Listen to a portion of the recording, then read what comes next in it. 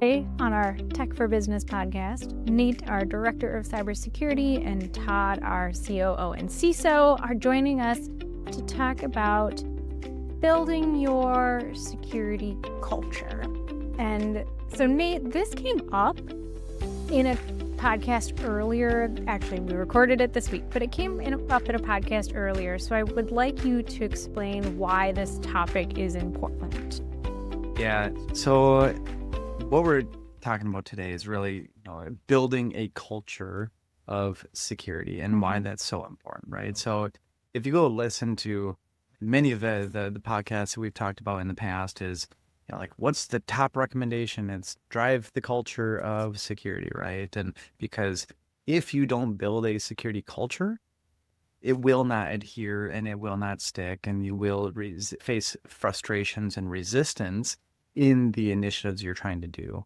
So I'm sure we'll get into it a little bit deeper, but it's like your executives, they expect an organization to be operational and secure, but your end users are usually the ones that will face most of that resistance. Things like, well, I don't want multi-factor, I don't want this, right? It's the inefficiencies that I have to kind of jump through the hurdles, and it slows me down. While sometimes, again, your business leaders, that is the expectation. And so it's okay to be slightly sometimes inefficient in the sake of the global, or the broader mission essentially at place. So it oftentimes feels like there's a disconnect between the business owners and their employees when trying to approach cybersecurity. Yeah, I'd agree. In the role that I am, we help consult with a lot of organizations, and I do have the opportunity to talk to business leaders, so your C-suites, your upper management, board members, et cetera. And it is often well understood that cybersecurity is a risk. It's something that wants to be handled and managed and so forth. I do find it interesting that there's so many stories that we could tell, if you will, that level of urgency does not trickle all the way into the organization. And so that kind of brings us to what we're talking about today is, why does security matter? How do you build the culture? I am assuming that there's at least somebody saying there's a need for the culture to begin with, so we'll just skip that layer and somebody has already bought in and we're going forward. But when you're looking top down, most organizations care a lot. They don't wake up in the morning going, boy, I sure hope we have a bad day today. Yeah, and there's a lot of cybersecurity professionals that obviously know this is important. So we're kind of talking to those people that this is not their day to day. This isn't what they're doing. They're kind of those non-security professionals. So Todd, when we're speaking about that group of people, what are some misconceptions right off the bat that they have about cybersecurity? It's funny. I literally was just listening to a podcast. It was unrelated to cybersecurity, but they were talking about just general IT architecture. And the comment came up and he said, well, I don't really care. That's what I have a VP of architecture for.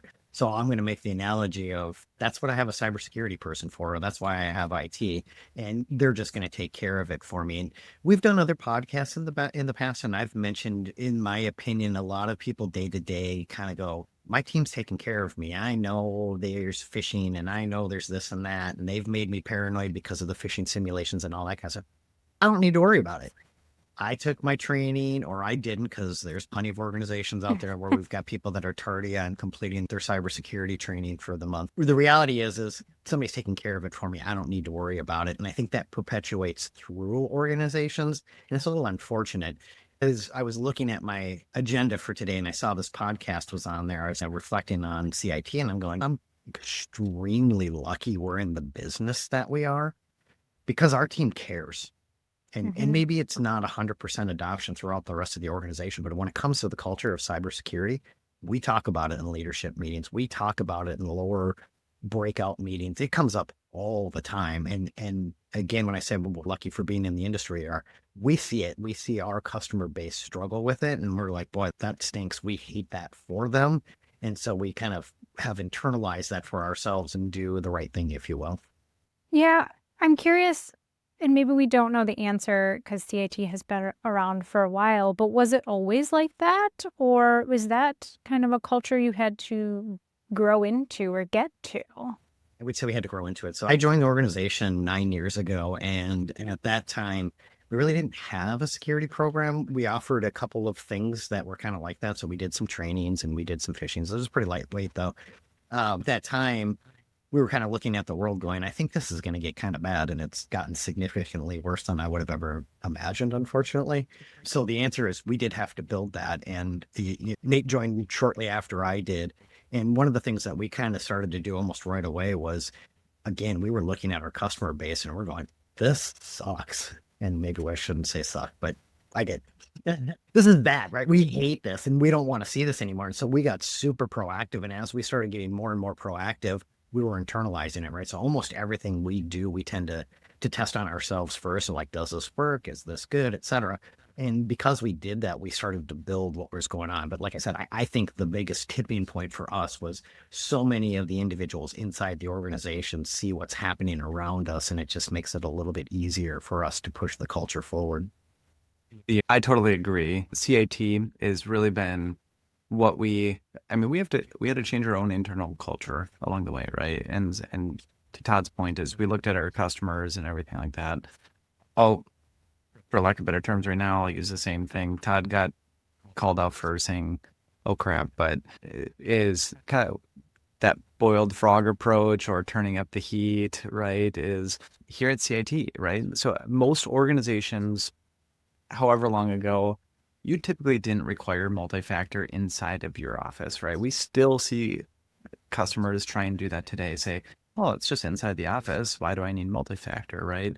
Maybe outside of my walls, I need multi-factor. And we know that there's token theft and all of this type of stuff that happens no matter where you're sitting, right? And so I remember here at CIT, we didn't have multi-factor internally. It was only externally at the time. And then I was like, well, hold on. I disagree with that. Let's put it internally as well. And there was resistance even on that at the time, right? And so I had to do some creative stuff of like, well, hold on, we'll do not the password, we'll do just the multi-factor push and kind of getting to that passwordless feel. And that was, again, 6 or 7 years ago or so when we started down that I want to be passwordless, feel here at CIT. And so it was some of that creative approaching, to be able to continue to drive it forward. And then it was, well, hold on, now I'm going to start challenging the frequency of it. Now I'm going to start, maybe looking at the device that you're looking at, again, we have podcasts in the past about, zero trust and the maturity models and continuous evaluation.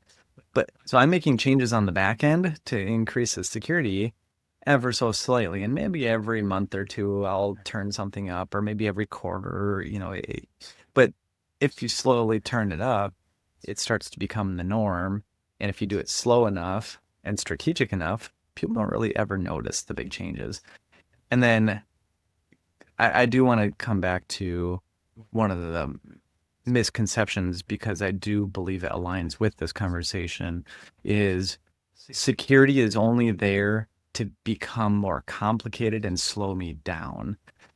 With the journey of things like single sign-on and passwordless, the reason why I love identity so much is that it is taking security, increasing its effectiveness, while also reducing the complexity and the resistance of the end user, right? Is, hey, if I just take, I think I have one on me, if I just take my YubiKey or my my fingerprint or my face or anything like that, and I just touch the fingerprint sensor, I'm logged in.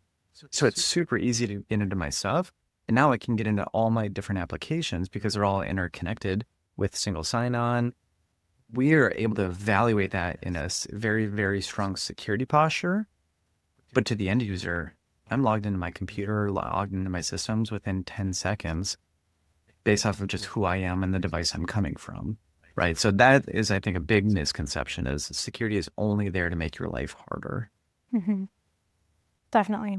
So if we're talking to the people, the slow rollout is a good idea, But if we're talking to people who don't have control over that and we still want to kind of empower them, how do we take someone who is not the cybersecurity professional and allow them to still be like a leader in the culture of the business around this topic that they don't know a lot about?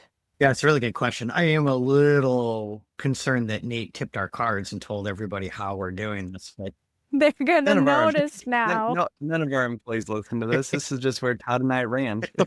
I will, just for clarity's sake, I will say that we do make some rather things that may be a little uncomfortable. I'll use an analogy that way. When we did cybersecurity phishing simulations, when I first started, we rarely did them. I think it was like once a year, and then we moved them to quarterly, and then we moved them to monthly. And we got to a point where we were doing them every single week.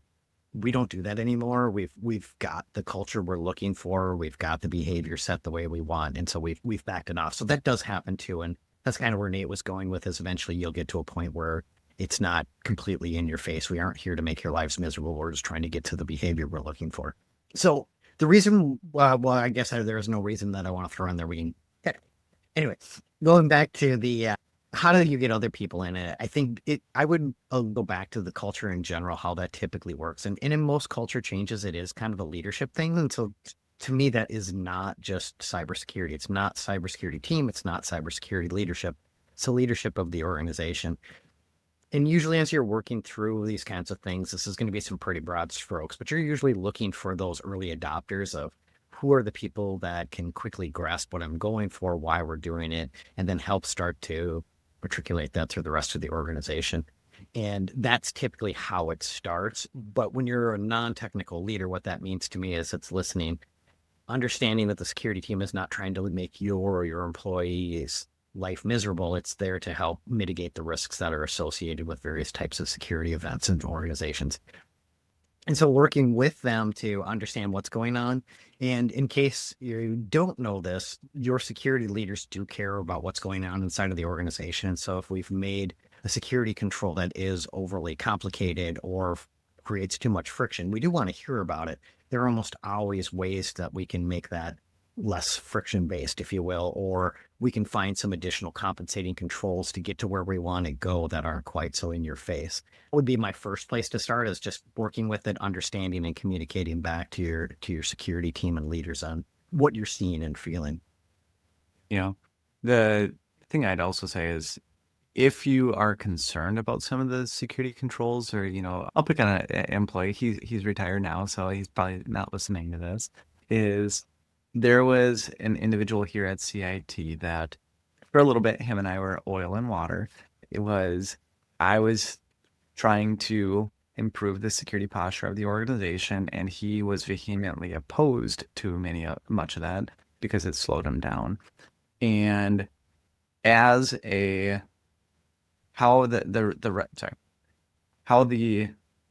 relationship was restored and turned into a strong collaboration when it came to security was every time that I would do something and it impacted any of his daily flow, I would get a complaint about that, right? Or a concern. Maybe complaint is not the best because this is approaching me from, I think it's a complaint, but we worked through it and we talked with each other, right?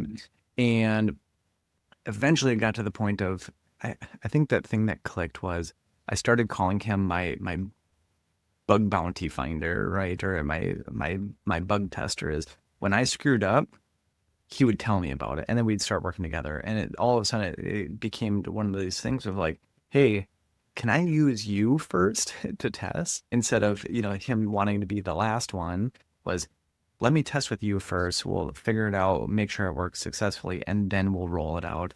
And he loved that. He wanted to be engaged in the process, and so, if you are one of those individuals that is very resistant to security, try and get involved, right?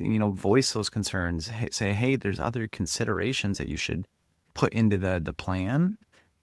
They may not always be widely adopted, right? But at least you are part of that process. So I think that's something really, really critical for those that are opposed to security, right? And then I think there's another layer in here is there's the IT leaders that want to drive security, but aren't getting the executive buy-in from the business for some reason or another. But I think that's another layer that we often see, because they'll say, hey, we need to go implement the security control, but they can't relate why that is, right? So there's a whole topic about that as well, is how do you translate business need to tech need and security and risk? So we could have a whole podcast on that, but I think there's a little bit of sometimes driving that security to non-tech leaders, right? And so kind of bridging each gap along the way. Yeah. I think kind of just condensing what we both said is I think what we're trying to get at from being the security leaders and how we work with non-IT or security leaders is we're looking for advocates to work with us. And there is a bit of understanding that, again, what we're trying to do is find ways that we're helping the operation of the business. We're trying to make sure there isn't disruptions and losses, reputational damages, all those risks that are associated with businesses. And so we're looking for advocates to work with us on them and partner with us to get through it. Ultimately, as Lee had a great example for us, what he was talking about is he created an environment that was very safe for this individual to give him feedback and escalate and saying, here's what I'm experiencing, how can we work through that? And those are great examples of how we can kind of continue to move forward and move the culture through the rest of the organization. Yeah, I wanted to touch a little bit, and I think it fits into what we're talking about right now, is we've talked about having this maturity model in other things, and I think it applies to this culture as well. How can you transition from, on that scale, of just having a company that complies because you have to, and a company and a culture that's actually committed? I mean, what does that transition look like? Can you see it even happen? What's the difference between the two? What's that like? It's a big question.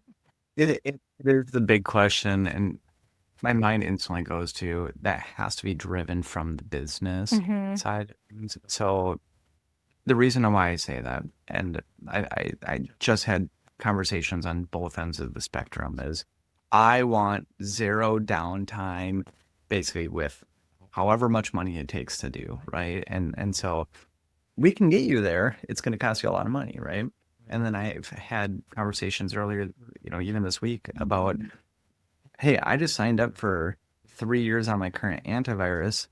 I just had ransomware, and I don't want to implement any of the new security controls that would replace and, improve the security posture of our organization, because I'm tied to this 3-year contract that I just signed with this other vendor that, it really wasn't that big of a contract, but I'm going to put pause on my entire business, and improving the security of it, because I don't want to really deal with it. I'm tied to my decision that I made, right? Maybe a little prematurely.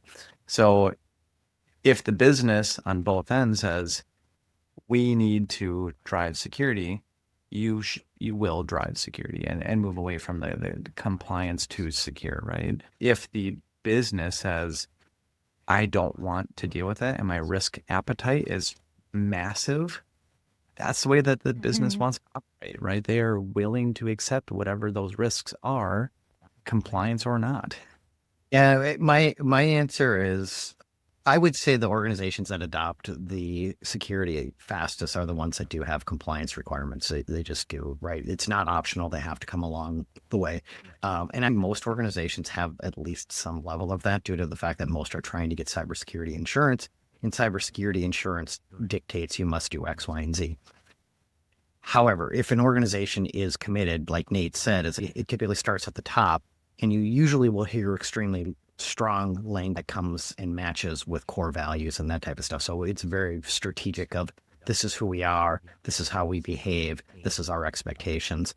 Had touched on an item that made me go back in my way back machine in my mind of, we were making changes at one of the other organizations I worked at. And as we started this, the feedback that came back from the leader was, understand that culture changes.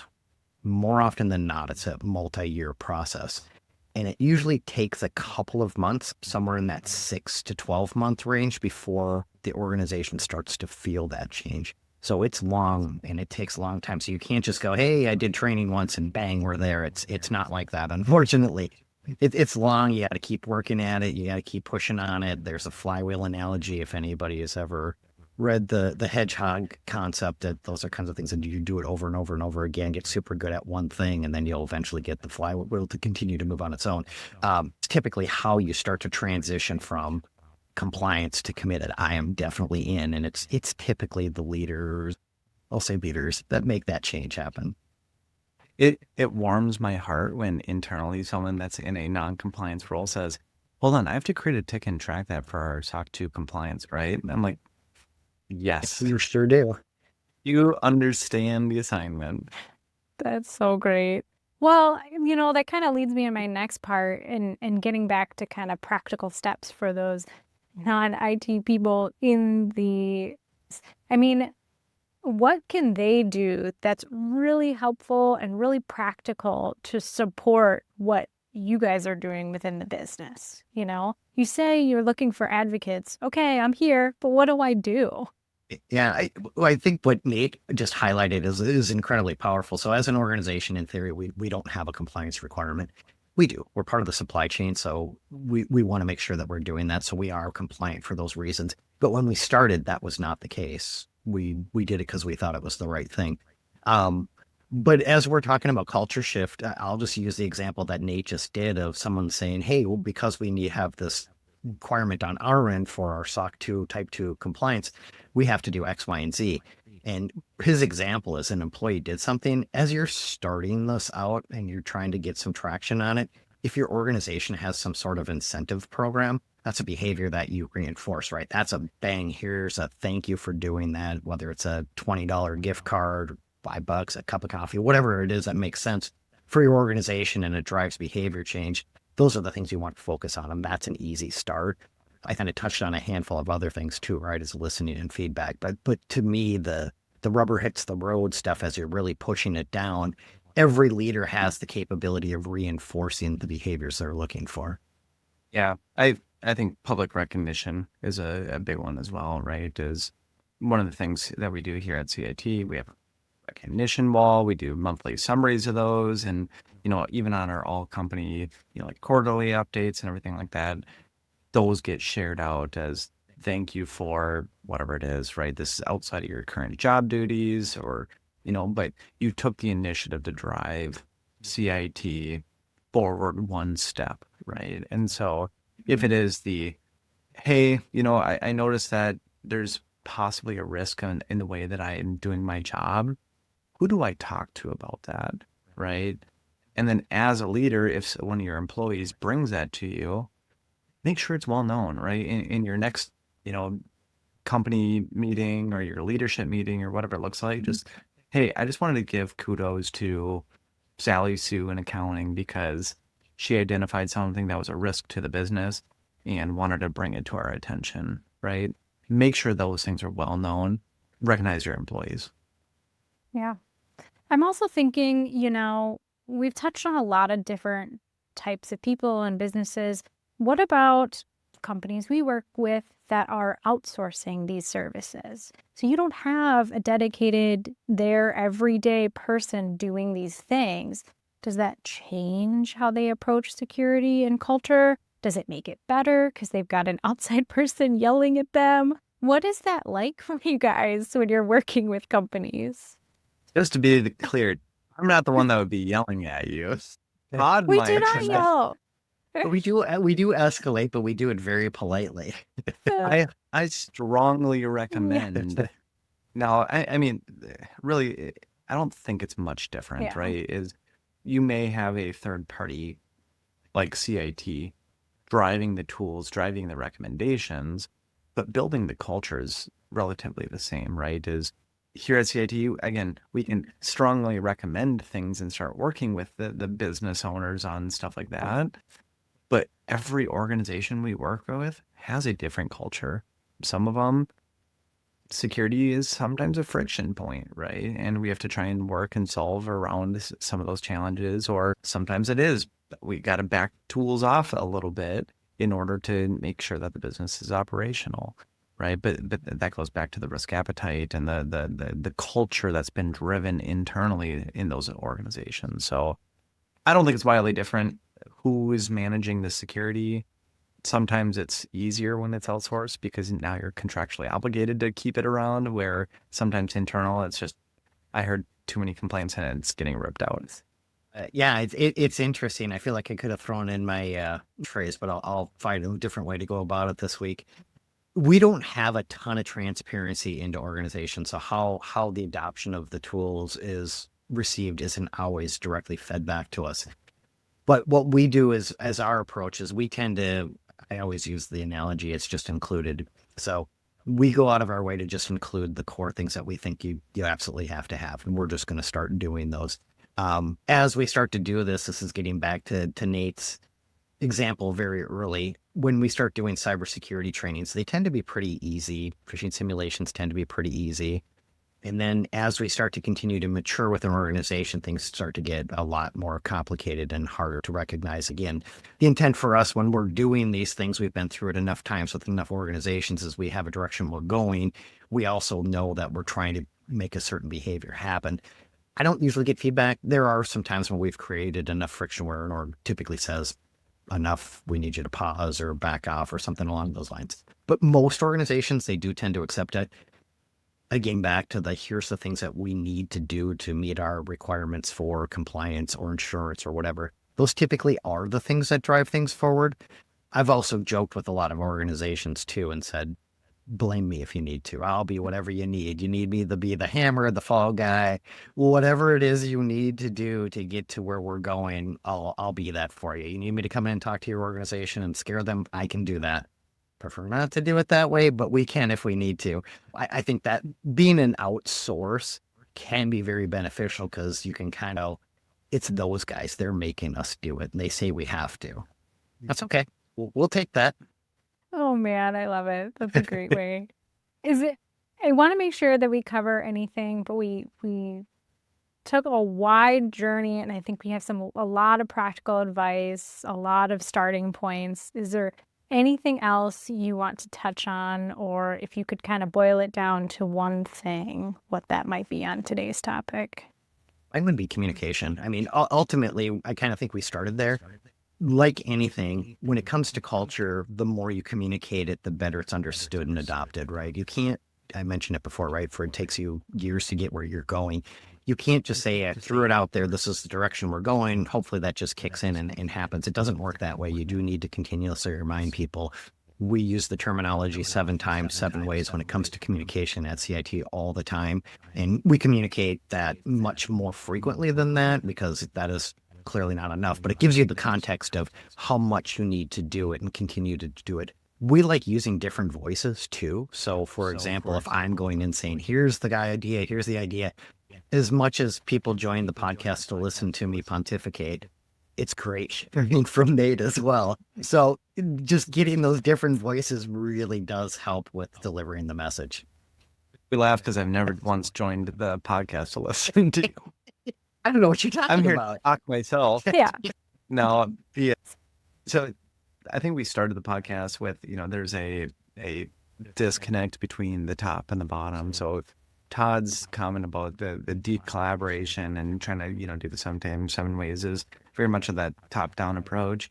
I guess I'll kind of conclude and try to circle it all back to, with the recommendation down at the general employees is kind of a common saying I have is have grace and patience, right? Is when things are being pushed down, mistakes may happen.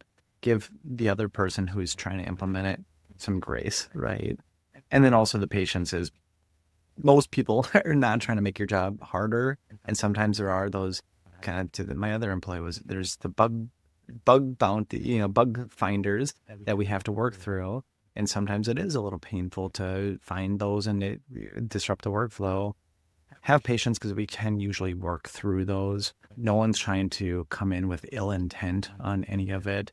We're just trying to align with what the business needs are and what has been requested of us along the way. that seems like a great place to end. So thank you so much for joining us today. If you enjoyed this topic, please let us know. Like, subscribe, or reach out to us at info@cit-net.com or head out to our website, cit-net.com/podcast. We'll be back next week with an all-new episode.